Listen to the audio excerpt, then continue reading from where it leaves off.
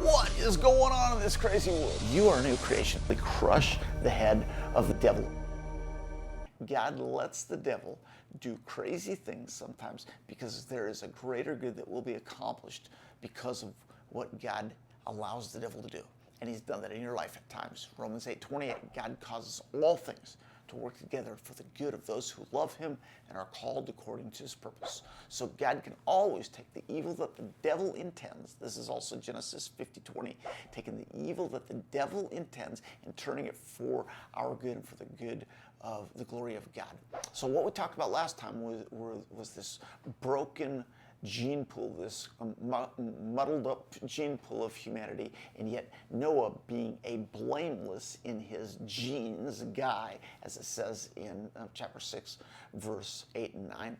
Because he's blameless, God uses him and restarts the human gene pool. Of course, the devil takes the same strategy later on and contaminates it again, as we read in Numbers 13.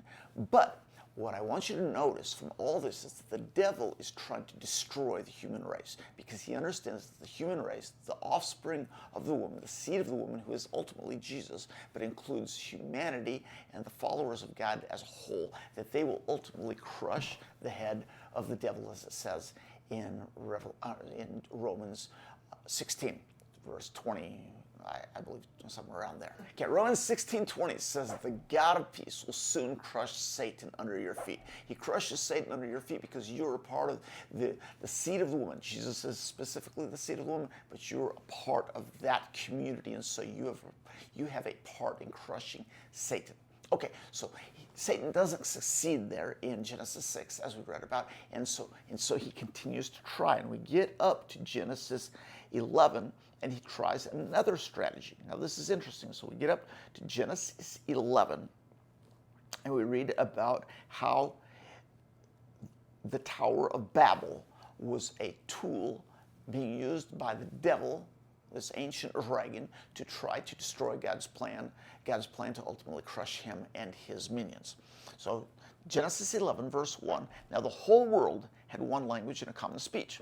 As men moved eastwards, they found a plain in Shinar and settled there. Shinar is the area of Iraq, the Mesopotamian area, and they settled there. They said to each other, "Come, let's make bricks and bake them thoroughly." They used brick instead of stone and tar for mortar. And then they said, "Come, let us build ourselves a city with a tower that reaches to the heavens." Why? Why do they want to build this city? So that, it says, so that we may make a name for ourselves. In other words, we want to be great, make a name for ourselves, and not be scattered over the face of the whole earth. So what are they doing? They're standing in direct opposition to what God said in Genesis 1:26 and 28, where God says in verse 28 to spread out over the earth, to expand and to multiply. God had a plan for humanity to destroy these minions, these fallen angels, these sons of God who are claiming territories around the world. And so God has a plan to make humans to spread out and to subdue them. That's Genesis 1:28. They don't do it. Instead, here they are in Genesis 11, and they're saying, in direct opposition to God, we're going to stick together. We're going to make a city so we will be strong, so that nothing can stop us. And that's what God says in verse 5. So the Lord came down to see the city and the tower that the men were building. The Lord said, if as one people, as a united people, all speaking the same language, they have begun to do this, then nothing they plan to do will be impossible for them. Think about what God's saying. This is interesting that God is saying this, that if people can unite, if people can really unite with no barriers between them, no language barriers and no national barriers between them, then they can rule at a level that will not honor God. And so what God does in verse 7, come, let us go down and confuse their language so that they will not understand each other. And so in verse 8, God scatters them. The Lord scattered them from there all over the earth, and they stopped building the city. Now, what's really, really interesting is why God did this. Remember, he had told them in Genesis 1 to scatter out across the earth. They didn't do it. They disobeyed him. They tried to build the city in unity. But God disrupts their ability to communicate, spreads them out over the world, and breaks them up into these ethnicities across the world because he has a plan that at some point in the future these ethnicities, these people would rise up and they would destroy these lesser gods, these fallen angels, these sons of God who are claiming these territories. And so he spreads them out all over the place.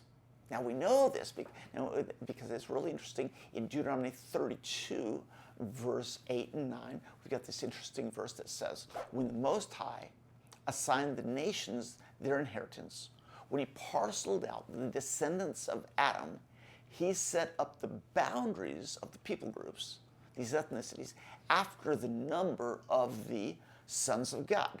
Now, you have to read this in the right version because there's actually three different ways to read this. The Masoretic text, which is the Jewish text that comes from about 700 AD, and it's not the oldest Jewish text, but that's where most of the Old Testament scriptures come from. The Masoretic text reads not the sons of God, but it says the sons of Israel. Now that's really interesting, but that's not what the original said, and we know that because of the Dead Sea Scrolls. But before I tell you what the Dead Sea Scrolls, the other translation, the other possibility, because there are these variants, there are times where we're not sure what the original said, and so what the Septuagint version said was that the people groups would be distributed after the number of the angels of God. So which is it? Is it the number of the sons of Israel, or was it the number of the sons of God? And so how do you know? So here we've got a discrepancy between the Septuagint, the Greek translation of the Old Testament that was translated from Hebrew into Greek in about 285 BC. When Ptolemy, king of Egypt, one of the Ptolemies, there were lots of Ptolemies, but when the Ptolemy, king of Egypt at that time was building the Alexandrian library, maybe the greatest library that ever existed in the ancient world, and he wanted every book translated into Greek, because Greek had become the tongue of the language of the world. So he writes a letter and asks the Jews to translate the Hebrew scriptures into Greek, and that's called the Septuagint, the Greek translation from Hebrew scriptures. Now, a lot of you will see that written as LXX in your Bible. So LXX and Septuagint are the same thing. And there's a reason for why it's LXX, meaning 70, but I won't explain that now. So that was a parenthetical footnote, but here's what's important to understand is that Deuteronomy 32, 8 and 9 says that the nations would be divided according to the Septuagint. LXX says the number of angels of God.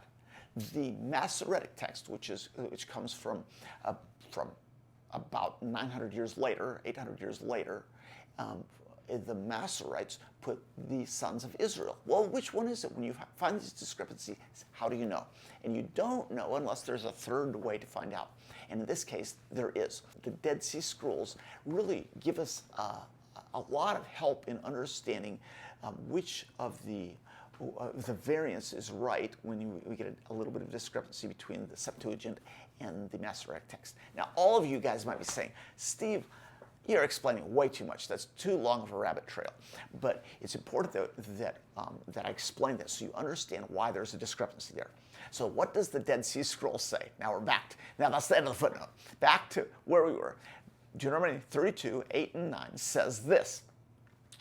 When the Most High assigned the nations their inheritance, when he parceled out the descendants of Adam, what he's talking about is what happened there back at the Tower of Babel in Genesis 11. When God did that, he set up the boundaries of the people groups according to the number of the sons of God. Who were the sons of God? Those were those fallen deities that had spread out all over the world and claimed for themselves territories. So you got these fallen angels that we read about several episodes ago in Ezekiel 28, where these fallen angels have claimed this planet. God didn't just send them all to hell. They stay on this planet. These are the rulers, the authorities, the powers of this dark world, and the spiritual forces of evil in the heavenly realms that are written about in Ephesians 6, and they're claiming the lives of people. They're claiming territories. So you've got these territorial entities, and God says spread out to subdue them. They won't spread out. He breaks up their language, and the result is that he spreads them out into these areas so that they will ultimately destroy these sons of God. Now, just one more thing before we close this part of this series is that the world has been divided since that time, all these thousands of years since Babel. The biggest division between the people groups has been an inability to communicate because of the language barriers. I've grown up in situations where people couldn't understand each other because of the language groups. But now, thanks to the new world order, this system of internet and especially AI, we can all communicate. Now, what does that do? It reverses Babel in a non-godly way. Remember, Acts 2 was the beginning of the reversal of Babel, in that God brought all languages together and gives them the ability to communicate in this reversal of Babel.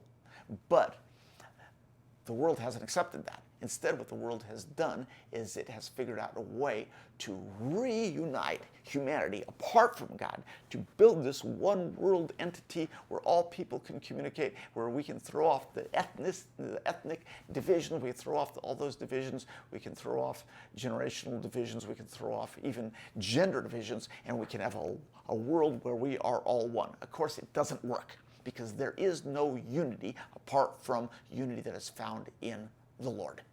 And so the true unity is available.